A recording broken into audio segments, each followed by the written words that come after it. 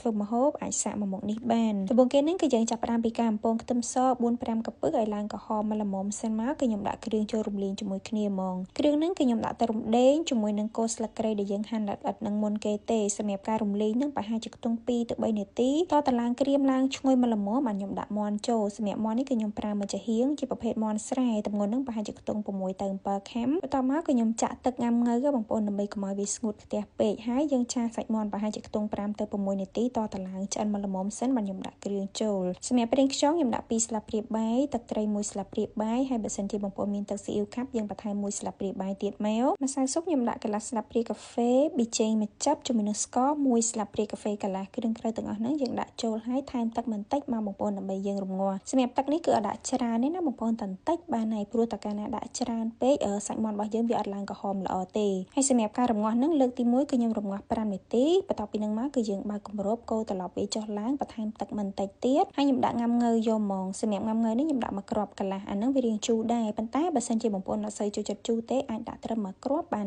ហើយការរំងាស់លើកទី2នេះគឺ 5 នាទីទៀតសរុបទៅខ្ញុំរំងាស់តែ 10 នាទីទេបងប្អូនដោយសារតែមាន់នេះវារាងខ្ចីដែរអញ្ចឹងណាហើយចុងក្រោយគេនឹងបាទខ្ញុំដាក់ស្លឹកក្រូចសើចជាមួយនឹងម្ទេសចូលយើងកូរត្រឡប់វាឲ្យចូលជាតិមកល្មមហើយបងប្អូនអាចភ្លក់មើលហើយថែមថយគ្រឿងបានតាមចំណង់ចំណូលចិត្តសម្រាប់ខ្ញុំរសជាតិគឺមកល្មមឲ្យបងប្អូនប្រៃមកល្មមជូរមកល្មមហើយអត់សូវផ្អែមហ្មងទេក្លិនរបស់គេវិញឈ្ងុយខ្លាំងមែនតើបងប្អូនឈ្ងុយងាំងើផងឈ្ងុយគ្រឿងឈ្ងុយម្ទេសក្នុងនឹងអញ្ចឹងណាសម្រាប់បងប្អូនណាដែលចូលចិត្តហឹរខ្លាំងឬក៏របៀបជាឆាក្តៅ